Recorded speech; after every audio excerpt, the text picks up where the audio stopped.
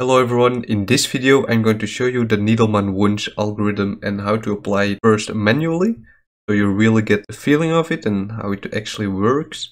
And after that I'm also going to implement it into Python, so it's automatically because it's manually quite a lot of work to do it.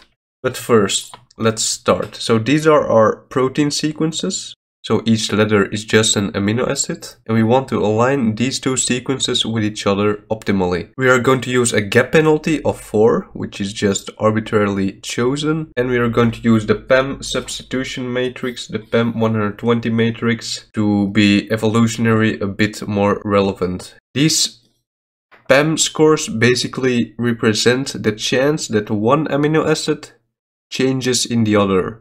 The higher the score, the more chance that this occurs. So it's always the C into C or S into S is always a high score. Because, well, if an amino acid changes to itself, the function of a protein wouldn't change, and evolutionarily that makes a lot of sense to occur quite often, because it wouldn't matter that it occurs. You could also, for example, use +1 or -1 for match and mismatch just to practice, but this is a little bit more relevant. We're not going to use a gap extension penalty, which basically means that for an extra gap after a gap that's already there, the penalty will be greater.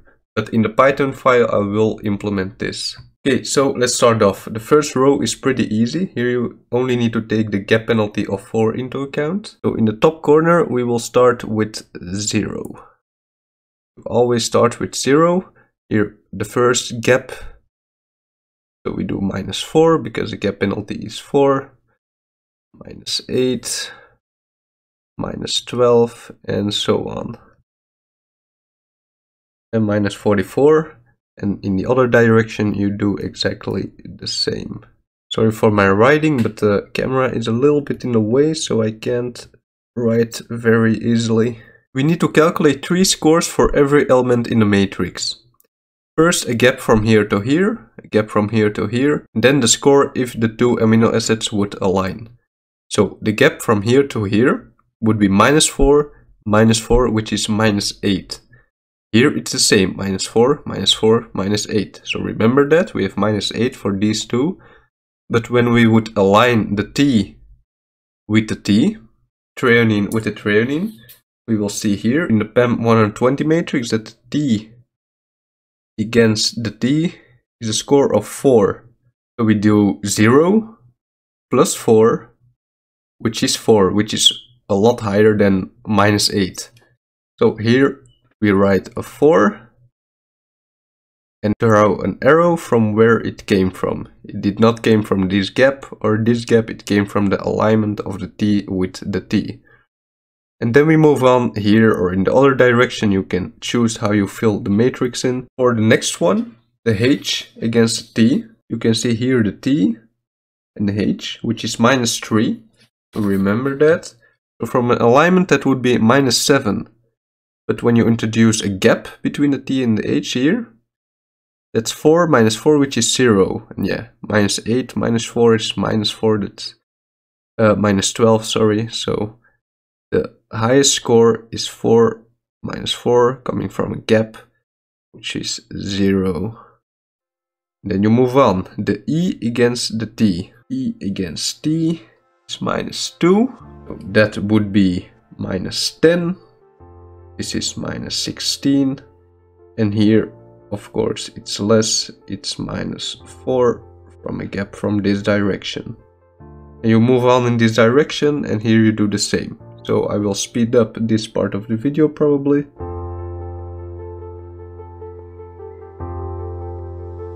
Okay, here a little example. Here we have T against T.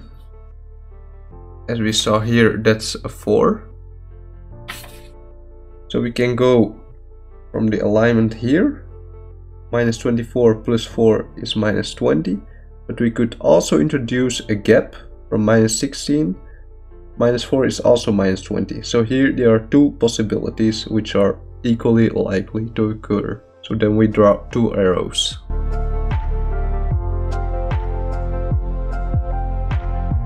Then moving on, the second row here we do exactly the same. We can see here from T to H was -3. So -4 minus 3 would be -7, but of course here a gap is also 0, which is a higher number, and that's why we fill it in.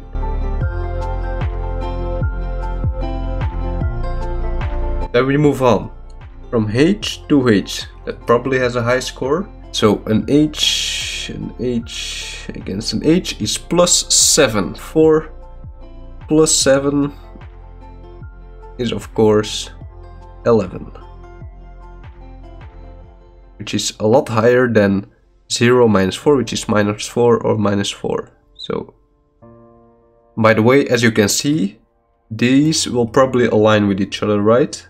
Because they're all the same. Here the S and the T and the M, we're not sure yet, but we'll see what we get in the end.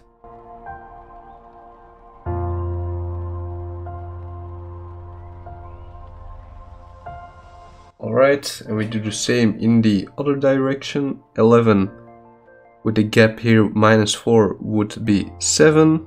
From E to H is -1, so that would be -1, which is a lot less than 7, and this would be -8. So here we write 7 from a gap from here. Alright, and then we move on, of course, from E to E. When we see it here, it's E to E, 5. So +5, 16 is definitely higher than 3 from 7 minus 4 and 7 minus 4. So 16 up from the alignment of E with E. And that's how we fill in the whole matrix. So I will quickly do that now.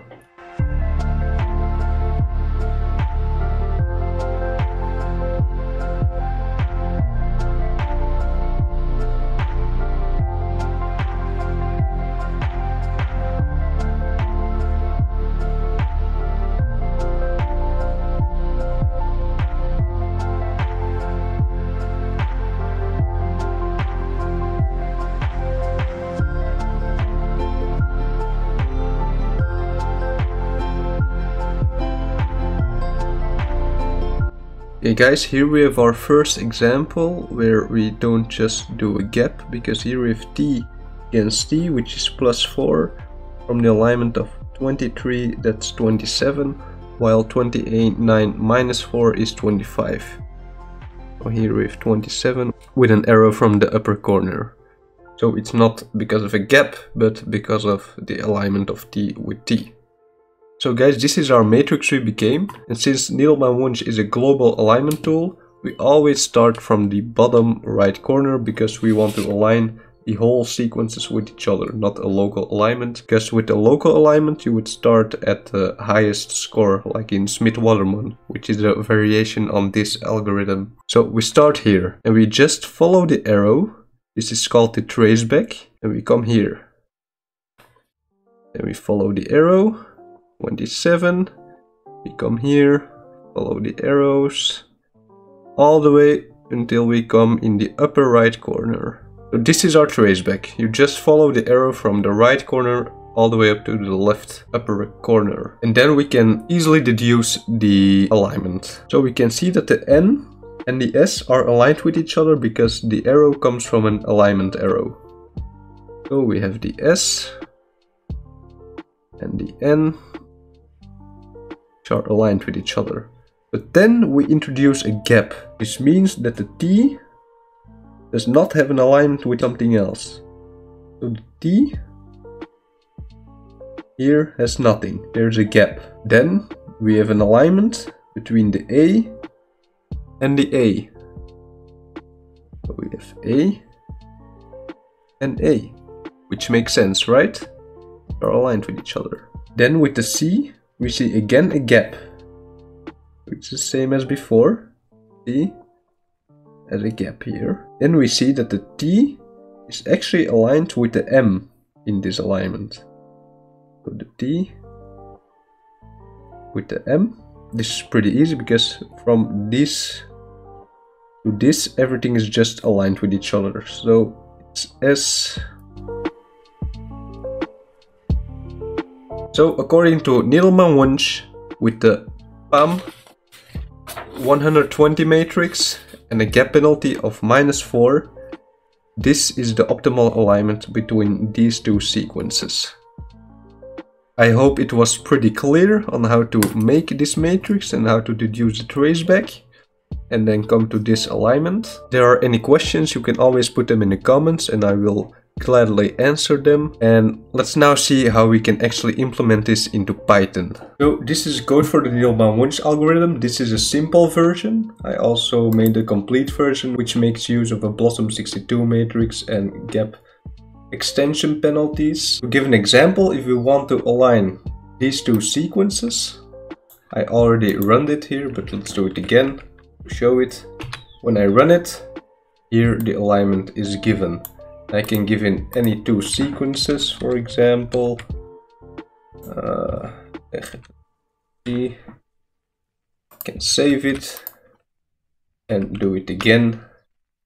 And then this is the alignment. So in a fraction of a second, I will get the alignment because I basically turned all the information I gave you in the manual example into a computer algorithm. And online there are also, of course, tools available to do this, but it's quite fun to make it yourself. Okay guys, that was a video for today. If you found this video helpful, which was the goal of this video of course, consider subscribing because that's really helpful for me.